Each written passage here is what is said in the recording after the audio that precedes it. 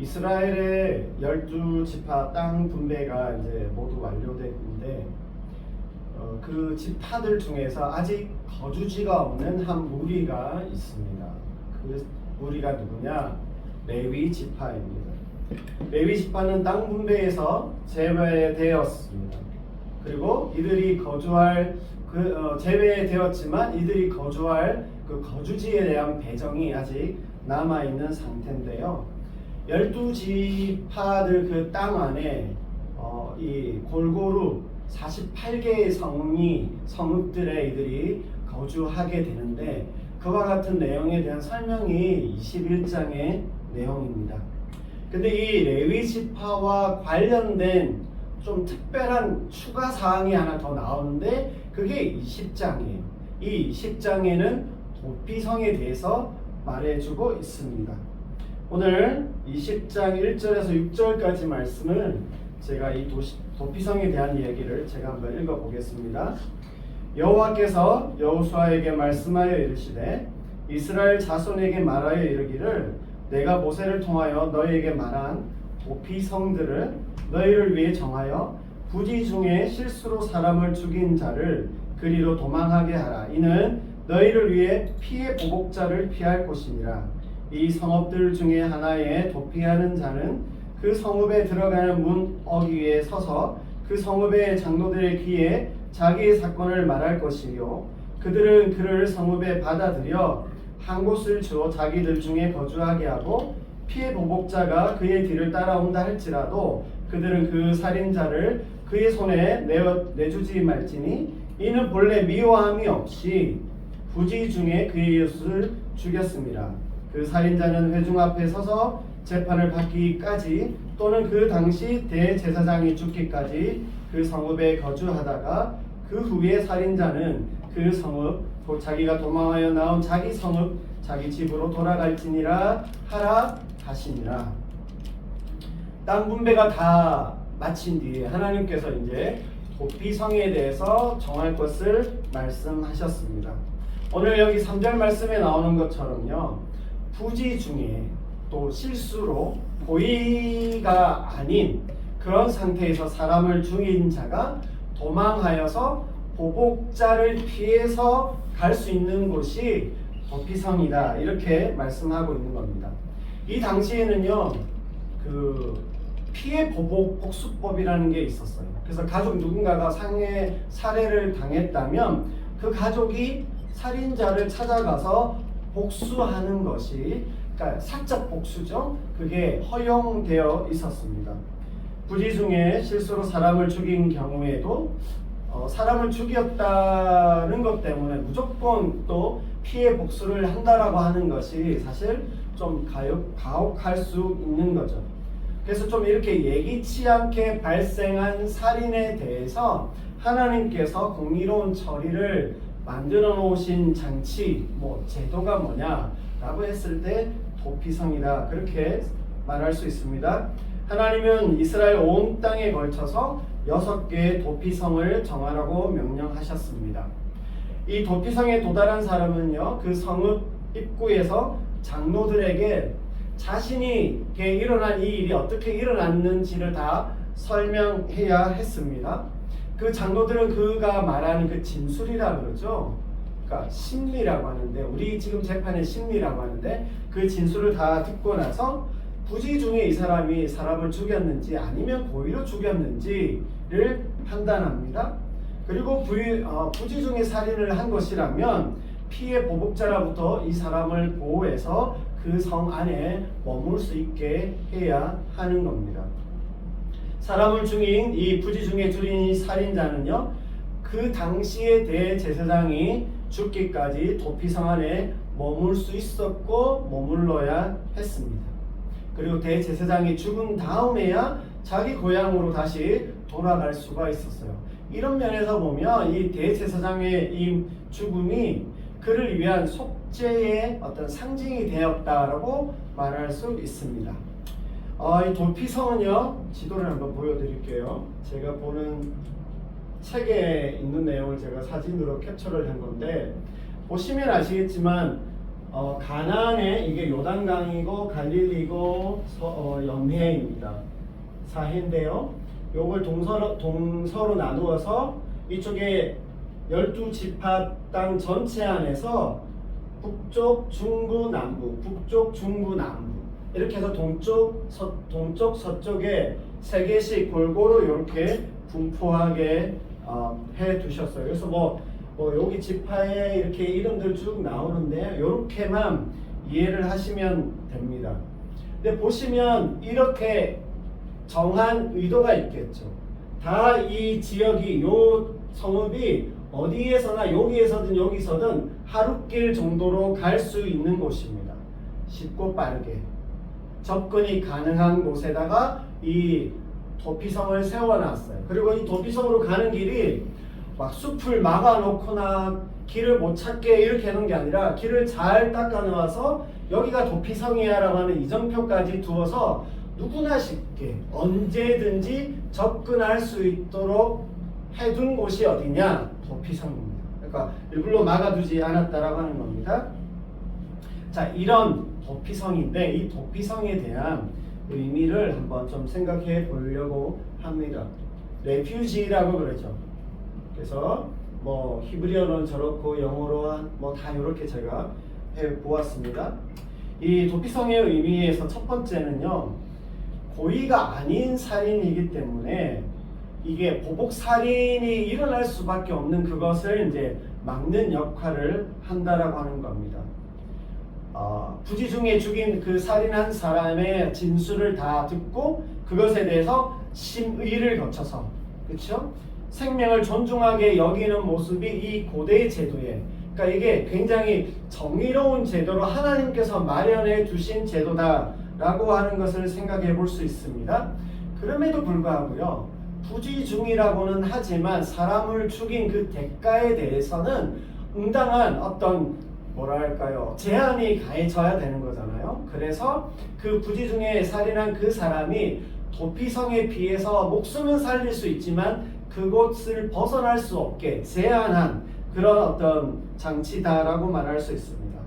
아무튼 이 도피성을 통해서 하나님께서 생명이 합당하게 존중하게 여겨져야 한다라고 하는 그런 어떤 하나님의 정의와 자비가 잘 반영되어 있는, 하나님의 성품이 드러나 있는 어떤 제도가 도피성이다, 그렇게 말할 수 있습니다. 그리고요, 단순히 생명 존중을 넘어서서 피해, 이게 자칫하면 이렇게 좀 부지중에 했는데 억울할 수 있는 그 사람이 또 피해 보복을 당하면 어떻게 되겠어요? 이게 피해 악순환이라고 하죠. 보복이 일어나면서 계속 악순환이 일어날 수밖에 없는데, 그런 어떤 분열을 방지하기 위한 장치로 하나님께서 이것을 마련하셨다라고 하는 겁니다.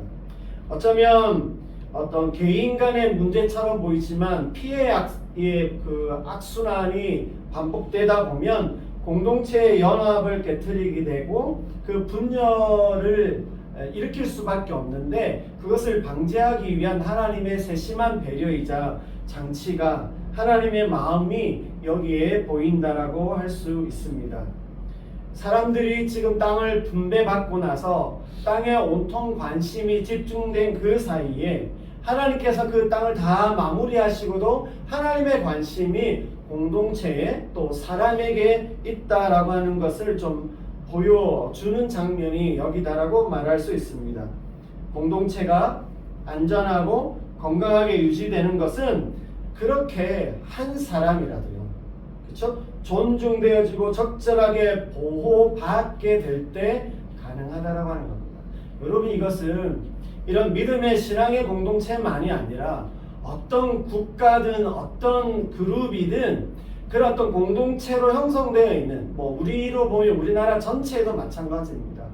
한 생명이라도 귀하게 여길 줄 알아야 그게 공동체 전체에 유익하고 건강하게 유지될 수 있다라고 하는 걸 다시 한번 생각해 볼 수 있는데, 이러한 어떤 도피성이 가지는 조금 더 영적인 의미가 뭐냐라고 했을 때, 이 도피성이 가지고 있는 이 속죄에 대한 이 상징은요, 예수님을 예표하고 있다라고 말할 수 있습니다.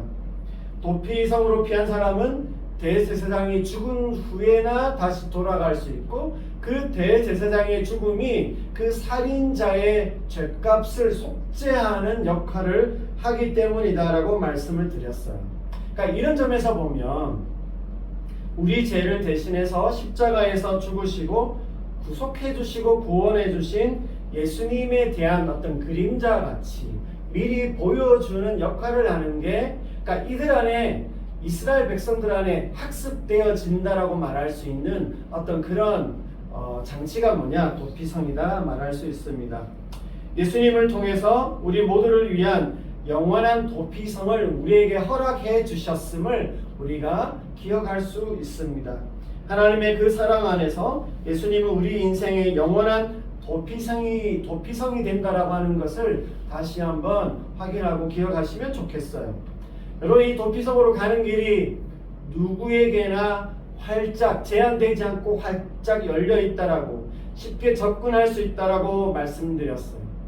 예수님에게 나아가는 길은요, 인종이나 어떤 성별이나 지위나 또 어떤 과거에 어떤 죄가 있든지 간에 누구에게든지 활짝 열려 있다라고 하는 것을 우리에게 보여주고요, 누구든지 그 예수님의 구원을 경험할 수 있다라고 하는 것을 또한 여기에서 우리에게 상징적으로 보여주고 있습니다. 이 도피성과 관련돼서 제가 한 가지만 더 특별히 좀 생각하면서 말씀드리고 싶은 게 뭐냐면, 이 9절, 오늘 9절 말씀에 제가 여기에 적지는 않았는데 9절 말씀에 보시면 이 도피성이요, 이스라엘 백성들만을 위한 것이 아니라 그들 사이에 함께 거주하는 거류민이라고 하는데, 그 거주민들에게도 이 도피성이 열려 있고 이 혜택을 받게 되어 있다라고 하는 겁니다. 다시 말하면 뭐냐면, 이스라엘 민족만이 아니라 다른 민족들, 함께 거주하는 다른 민족들, 외국인들에게도, 나그네는 안 되지만 함께 거주하는 외국인 누구라도 이 도피성에 도피할 수 있다라고 하는 겁니다. 여러분, 이걸 생각해 보면 굉장히 하나님께서 벌써 몇천 년 전이잖아요. 이때에 이러한 장치를 생각하셨다라고 했을 때, 또 사람에 대해서 어떻게 정의롭게 대해야 되는지에 대해서 이미 하나님께서 이때 몇천 년 전에 이와 같은 생각, 아이디어를 가지고 계셨다라고 하는 것을 우리가 생각해 볼 필요가 있습니다. 여러분, 우리가 지금 우리 대한민국 땅 안에도 되게 인종적으로, 민족적으로 다양한 사람들이 우리 주변에 많이 있습니다. 제가 지금 이제 함께하는 이 호음병원에도요, 인종적으로 한 3개, 4개 정도이 되는 사람들이 거기 모여 있습니다. 그래서 여기도 벌써 다 문화권이고 다인종의 그런 어떤 공동체가 있구나. 그러니까 우리 주변에도 이런 게 있는데요, 이런 사람들에 대해서 우리가 조금 더 열린 마음으로 다가갈 수 있어야 되고 함께 할 수 있는 마음이 우리에게 필요하다라고 하는 것을 생각해 보게 됩니다. 우리 사회 안에 사실은 이것이 지금 미국 사회가 굉장히 극한의 어떤 인종적 차별, 그래서 혐오와 배제가 너무 사회적 이슈로 이렇게 대두하고 있잖아요. 이게 더 극단적으로 갈 수도 있는 문제이긴 하지만, 오늘날 우리 사회 안에서 이런 어떤 차이와 다름에 대해서 어떤 함께 이렇게 뭐라 해야 되나요? 이렇게 좀 포용하고 함께 배려하는 그런 어떤 마음들이 우리에게 필요한 것을 좀 보게 됩니다. 그래서 정말 이 하나님의, 벌써 몇천 년 전에 이렇게 하나님께서 보여주신 이 하나님의 마음이 우리 대한민국, 또 우리 사회, 우리 주변에서 이렇게 충분하게 잘 나타날 수 있는 공동체, 국제사회가 되기를 기원하는 마음이 있습니다. 이제 21장으로 넘어가서요, 레위 지파에 대한 이야기를 좀 보려고 합니다. 12지파 땅 분배가 다 마치고 도피성까지 분배된 후에 레위 지파 리더들이 그 제사장과 여호수아와 지파 그 대표들에게 나와서 자기들에게도 거주할 성읍과 목초지를 달라고 그렇게 요구를 하니까, 이제 그것에 대해서 일 처리를 해주는 것이 이제 해준다라고 하는 게 3절 오늘 읽은 본문이고 4절부터 그 어떤 경계와 성읍들이 쭉 나열이 됩니다. 이 레위 지파의 거주지에 대해서는 레위기 25장에도 나오고 민수기 35장에도 나오는데요. 여호수아에게 말씀하신 게 아니라 이미 광야에 있을 때 하나님께서 모세에게 명령하신 말씀입니다. 여러분, 레위인들이 누구예요? 레위인들은 제사장과 함께 성막과 관련된 일들을 집중적으로 하는 사람들입니다. 그러니까 성막을 거뒀다가 다시 치고 거기서 제사할 때 모든 일들을 옆에서 헬퍼하는 수종드는 사람들이 누구냐? 바로 레위인들이다. 그래서 이 제사장들처럼요, 이들은 땅을 따로 분배받지 못하고 농사 짓는 일을, 왜냐하면 하나님과 관계된 그 일에 집중해야 되기 때문에 농사 짓는 일을 하나님께서 허락하지 않으셨어요. 그러면 제사장과 레위인들은 어떻게 먹고 살아요? 하나님 앞에 드린 그 제사의 어떤 제물들, 그리고 백성들이 드리는, 하나님 앞에 드리는 그 11조와 헌물을 통해서 이들이 먹고 살게 하셨습니다. 이들 12지파는 골고루 흩어져서 가나안 전체의 48개 성읍에 거주하게 되는데 이때에는 목초지도 포함됩니다. 성읍들 중에는 6군데가 도피성이 됩니다. 그들이 48개 성읍에 흩어져 있는데 그 중에 아까 그 보신 6개의 성이 유대인들이 거주하는 성이 도피성입니다. 그러니까 도피성은 레위인들이 관할하고 책임진다, 이렇게 생각을 하시면 되는데요. 레위 지파는 원래는 총 3개의 가문, 자손이 있습니다. 이것도 제가 보는 책의 내용을 그대로 캡처해서 왔는데요. 레위 지파는요, 그앗 가문, 게르손, 므라리. 원래 게르손이 첫 번째 아들입니다. 근데 아론이 첫 번째 제사장이 됐잖아요. 그래서 이 아론이 어느 가문이냐? 그앗 가문이에요. 그래서 이 그앗 가문이 더 중요한 가문으로 인정받게 됐어요. 그래서 근데 이 그앗 가문 중에서도 아론 가족은 제사장 역할을 합니다.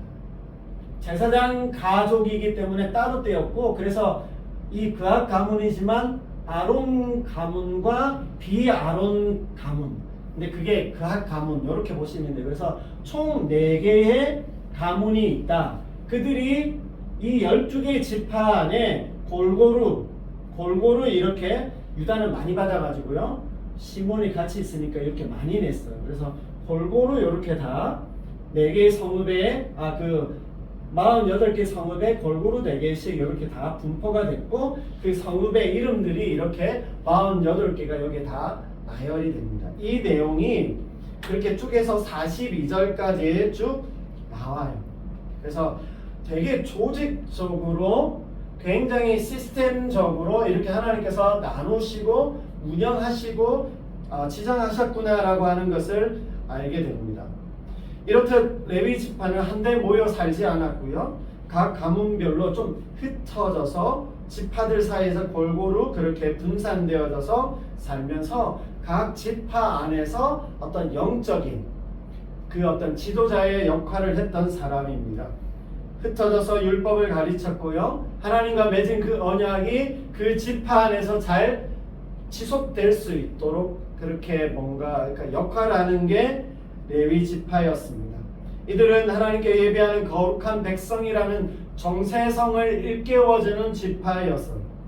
그래서 레위인들은 그야말로 보이지 않는 그 하나님의 임재를 나타내는 가시적인, 눈에 보이지 저 레위 지파가 있는 그곳을 통해서 이들 마음 안에 하나님의 임재를 좀 느끼고 확인하게 되어지는 어떤 표상과 같은 존재가 누구냐? 레위인입니다. 그러니까 이스라엘 백성들 안에서 좀 신선한 어떤 성격을 나타낸다, 이렇게 말할 수 있는데요.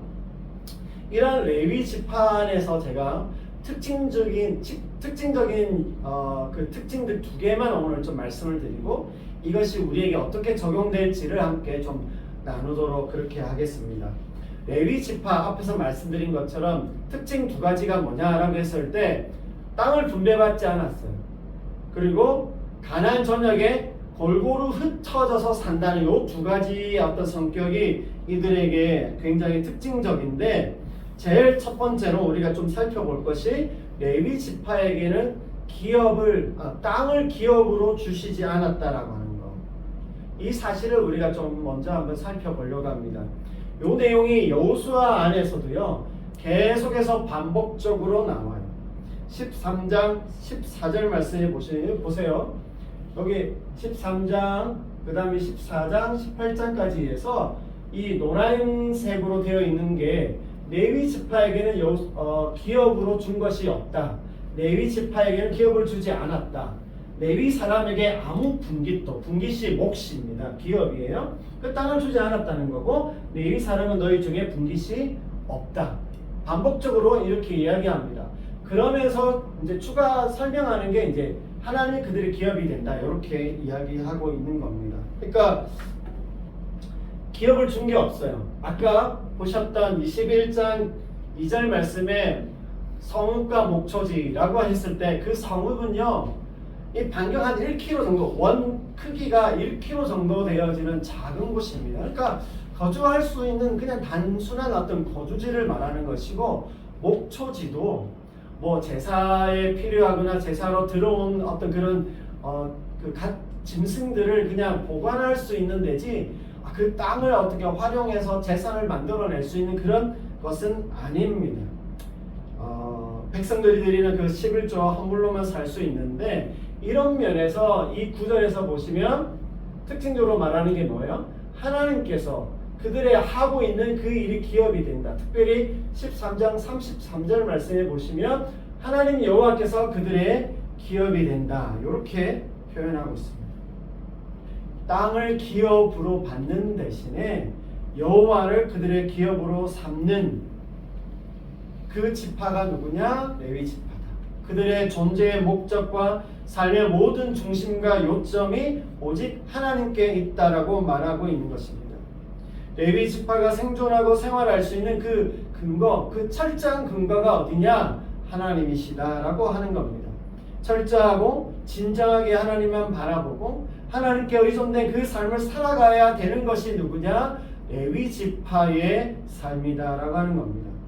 그래서요, 이 다른 지파들은 땅을 일구고 땅을 통해서 분깃을 얻고 또 그 기업을 누리고 살아간다고 해도 그것이 전부이거나 그것이 진정한 목과 유산이 아니다라고 하는 그 어떤 암암리의 메시지를 전달해 주는 역할을 하는 게 누구냐? 레위 지파다라고 말할 수 있습니다. 그들이 비록 땅을 일구고 그 땅을 통해서 자기들의 기업의 풍성함을 누린다고 하지만 진짜 그들의 진정하고 본질적인 기업은 무엇이냐? 레위 지파가 하나님을 향해서 그렇게 관계하고 있듯이 그들 역시도 하나님이 자신들의 기업이 되신다라고 하는 것을 일깨워주는 역할을 한다라고 하는 겁니다. 때로 여러분, 우리가 땅에 우리의 마음을 집중해서 그 위에 우리가 치우칠 때도 많고, 그것에서 얻는 어떤 행복과 풍성함과 부요함이 있고 안정감이 있을 때도 있고, 또 그와 반대로 땅에서 얻는 소출이 좀 작고 모자라고 또 실패하게 된다 할지라도요, 그들 인생 전체에서 진정한 분깃, 기업은 누구시냐? 바로 하나님이시다라고 하는 것을 어떤 경우에라도 기억하게 하는 역할을 하는 것이 레위 지파다 말할 수 있습니다. 모든 상황 속에서 하나님을 의지하고 하나님께 의존된 그 삶을 살아가도록 도전하고 있는 것, 메시지를 계속 주고 있는 것이 누구냐? 레위 지파입니다. 그래서 막 자기들이 열심히 달려가고 있지만 자기들 안에 있는 그 레위 지파의 그 삶의 모습을 보면서 우리의 근본된 삶은 저와 같은 것이지라고 하는 그 메시지를 계속 받는 게 레위 지파입니다. 여러분, 이것은 그래서 결국 이 레위 지파만의 영적 원리가 아니다라고 하는 것입니다. 그들이 땅과 밀착해서 땅에 관계돼서 그 많은 수고를 하고 애를 쓴다 할지라도 결국에는 철저하게 하나님께 의존된 그 삶을 살아야 한다라고 하는 것을 깨우쳐 주고 있는 것입니다. 가나안에 정착하고요, 땅을 일구어가고 정복하에 간다고 해서 또 자신의 수고와 노력과 지혜를 다 동원하는 것이 있지만 여전히 하나님이 중심이 되시고 하나님을 의지하고 의존된 그 삶을 살아가야 한다라고 하는 그 본보기, 그 영적인 메시지를 주는 역할이 누구냐? 레위 지파다라고 말할 수 있습니다. 여러분, 이것은 우리도 마찬가지입니다. 우리가 애쓰고 수고하며 땀 흘리고 우리가 어떤 경험들하고 우리의 어떤 지식을 동원해서 그 많은 일들을 해가는다 할지라도 우리에게서 가장 중요한 영적인 원리는 뭐냐?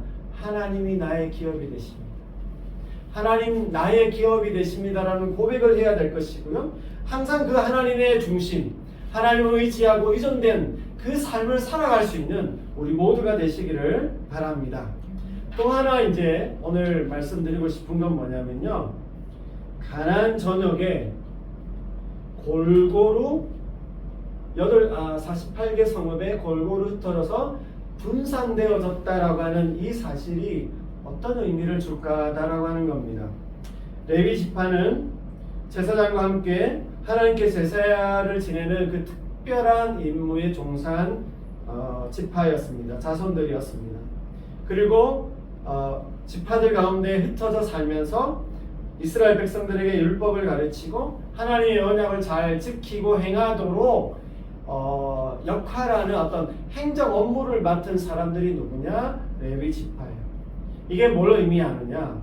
이스라엘이요, 전체적으로 건강하고 복된 공동체, 하나의 몸이 되기 위해서는 이 영적인 가치가 우선해야 한다라고 하는 것을 보여줍니다.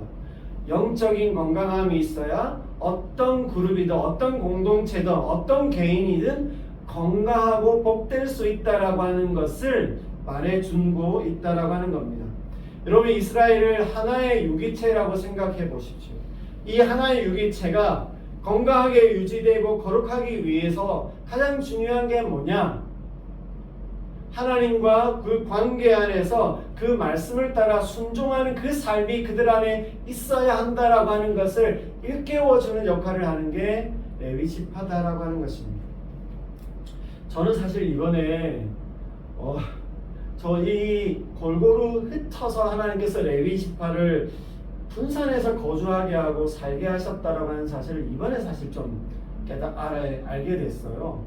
근데 하나님께서 이스라엘 전체 땅 분배를 하나님께서 주관하시면서 레위 지파를 그렇게 흩어서 이렇게 딱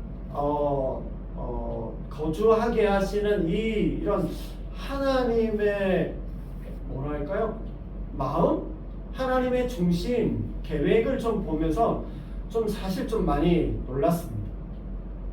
하나님의 관심사와 하나님의 중심이 어디에 있는지, 인생에 대해서도 마찬가지고 공동체에 대해서도 마찬가지인데 너무 땅에 집착해서 살아가서 그것 따라 흘러가게 되면 어떤 결과가 올 것을 하나님께서 아시기 때문에 그걸 방지하는 어떤 대책, 하나님의 대책으로서 레위 지파를 이스라엘 전역에 골고루 분산해서 그 역할하도록 그렇게 심어두셨다라고 하는 사실이, 레위 지파가 한 공동체를 건강하게 유지하는 하나님의 묘수구나, 하나님의 묘수가 레위 지파구나라고 하는 것을 좀 깨닫게 돼서 하나님의 이런 의도가, 이런 깊은 뜻이 있다라고 하는 거에 대해서 하나님 정말 멋지시다. 진짜 하나님의 마음이 어디에 있고 인생에 대해서나 공동체에 대해서 어디에 있는지 다시 한번 생각하게 되었습니다. 이스라엘은요, 이 이스라엘 공동체 레위 지파는요, 이스라엘 공동체 전체에 있어서 하나님의 언약과 말씀을 담당하는 그 중심에 있고 그 하나님과의 관계를 유지하고 지속해 갈 수 있는 역할을 하는 것, 이게 이스라엘 전체에서 가장 중요하다라고 하는 것을 보여주고 있다라고 하는 것입니다. 여러분, 이 레위 지파를 오늘 우리에게 어떻게 가지고 와서 적용할 수 있을까요? 우리가 레위 지파인가요? 레위 지파와 같은 존재들인가라고 생각해 보면 이렇게 생각할 수 있어요. 우리가 이 세상 가운데서 레위 지파와 같은 역할을 하기는 해야 합니다. 분명히 하나님께서 이스라엘 백성이 열방 가운데 제사장 나라 역할을 하지만 또한 그 안에서 이스라엘의 이스라엘로 여겨지는 이 레위 지파의 이 모습이 또한 우리에게도 있어서요. 목사님들에게, 성직자들에게만, 리더들에게만 맡겨놓는 게 아니라 누구나 다 이 레위 지파와 같은 역할을 하도록 하나님께서 우리를 부르고 계시는데, 그렇다고 우리가 저희 풀타임 이런 사역자들처럼 다른 세상의 어떤 일을 하지 않고 땅의 기업이 필요 없고 우리 그런 것에 종사하면 안 돼, 오로지 하나님 앞에 예배하고 하나님께만 나가야 돼, 이런 건 아니다라고 하는 것입니다. 그렇게 하지 않는다고 해서 우리가 레위 지파 역할을 못하느냐? 그건 아닙니다. 오늘 이 레위 지파가 우리에게 주는 특별한 의미가 우리에게 있다라고 하는 것을 기억할 필요가 있어요. 뭐냐면 이 레위 지파와 똑같은 그 생활 방식은 아니지만 이들을 통해서 하나님께서 원하셨던 그 영적인 원리가 우리에게 동일하게 요구되어진다라고 하는 것을 기억할 필요가 있습니다. 뭐예요? 하나님께 의존하고 하나님을 의지하고 하나님 중심된 그 삶이 우리 안에서 흐트러지거나 우리 안에서 약화되어질 때 한 개인이, 한 공동체가 어떤 어려움에 처하게 될 것인지를 보여주는 것. 그래서 우리는 하나님께 철저하게 의지하고 하나님 중심의 하나님의 말씀과 언약을 유지하는 그 삶을 우리가 살아가야 한다라고 하는 것을 우리에게 말씀해 주고 있습니다. 그게 우리에게 적용할 수 있는 면이고요. 우리가 역할론적으로 레위 지파의 역할을 어떻게 할 수 있냐? 그것은 우리가 세상 가운데 흩어져 살게 하면서 이 세상 가운데 하나님께서 빛과 소금으로서 우리가 있는 그 장소에서 그 땅을 그래도 건강하게 유지할 수 있는 존재로 하나님께서 우리를 부르고 계신다라고 하는 겁니다. 우리의 이웃과 우리 주변에서 하나님의 말씀이 통하고 하나님의 말씀이 흘러가고 하나님의 말씀이 이렇게 기능되어지고 역할되어지는 존재로 하나님께서 우리를 사용하신다라고 하는 거예요. 우리를 통해서 하나님이 좀 보여지는 역할, 하나님의 말씀이 증거되어지는 역할을 하는 게 그 레위 지파의 역할과 같은 역할이 오늘 우리에게 필요하고 요구되어진다라고 하는 것입니다. 여러분, 우리의 삶도 레위 지파의 이 이스라엘 전체에서 역할한 것처럼 우리의 가족과 우리의 이웃과 우리의 주변에서 이 세상 가운데에서 하나님을 좀 드러낼 수 있는, 하나님이 좀 흘러갈 수 있는 통로와 같은 그 삶을 살아가는 우리 모두가 되시기를 바랍니다. 이제 마지막으로요, 21장 마지막 부분을 좀 읽고 좀 제가 간단하게 말씀드리면서 마치려고 합니다. 21장 마지막 부분인데 제가 읽어보겠습니다. 이 땅 분배를 마치면서 이거에 대한 결론이 나옵니다. 제가 읽을게요. 여호와께서 이스라엘의 조상들에게 맹세하사 주리라 하신 온 땅을 이와 같이 이스라엘에게 다 주셨으므로 그들이 그것을 차지하여 거기 거주하였으니 여호와께서 그들의 주위에 안식을 주셨으되 그 조상들에게 맹세하신 대로 하셨으므로 그들의 모든 원수들 중에 그들과 맞선 자가 하나도 없었으니 이는 여호와께서 그들의 모든 원수들을 그들의 손에 넘겨주셨음이니라. 여호와께서 이스라엘 족속에게 말씀하신 선한 말씀이 하나도 남음이 없이 다 응하였더라. 이 가나안 땅의 정복과 가나안 땅의 이 분배가 다 이루어졌는데 그 모든 것을 이루신 분이 누구냐? 바로 하나님이시다라고 하는 것. 그래서 이 마지막에서 결론같이 말하고 있는 게 뭐냐면 하나님의 신실하심. 하나님의 신실하심이 모든 것을 다 이루셨다라고 말씀하고 있는 겁니다. 하나님께서 약속하신 것을 이루시고 지키셨음을 밝히 말해줍니다. 여러분 한번 생각해 보시겠습니까? 여호수아 1장을 우리가 생각해 볼 때 요단강을 건너는 이스라엘 백성들, 그 엄청난 요단강 앞에 서 있다가 하나님의 기적을 통해서 건너가면서 요단강을 가나안 땅을 마주하게 됐는데요. 과연 그 자신들이 이 가나안 땅을 정복하고 이곳에 거주하면서 안식을 누릴 수 있을까라고 하는 그 막막함과 막연함이, 어떤 두려움들이 그들 가운데 있었을 텐데, 이렇게 가나안 땅을 정복하고 분배받고 보니까, 여러분 이 땅 분배를 다 마치고 나서 이렇게 보니까 뭐라고 고백할까요? 정말 그 모든 것들이 하나님의 은혜였고 하나님의 그 신실하심입니다라고 고백할 수밖에 없다라고 하는 것입니다. 저는 오늘 이 45절 말씀을 좀 주목해서 보았습니다. 여호와께서 하신 말씀, 여호와께서 하신 그 말씀은 선한 말씀이다라고 하는 것을 기억해요. 그리고요, 그 말씀이 하나도 남음이 없이 다 나의 평생에 이루어질 것을 좀 바라보며 나갈 수 있으면 좋겠어요. 정말 우리의 생애를 통해서, 우리의 인생을 통해서도 나를 향하신 하나님의 그 말씀은 선하신 말씀입니다라고 고백할 수 있으면 좋겠고요. 그 하나님의 선한 말씀이 내게 다 이루어질 것을 바라봅니다라고 믿음으로 고백하며 우리의 삶을 살아가는 우리 모든 성도님들이 되시기를 주님의 이름으로 축복합니다. 아멘. 기도하겠습니다.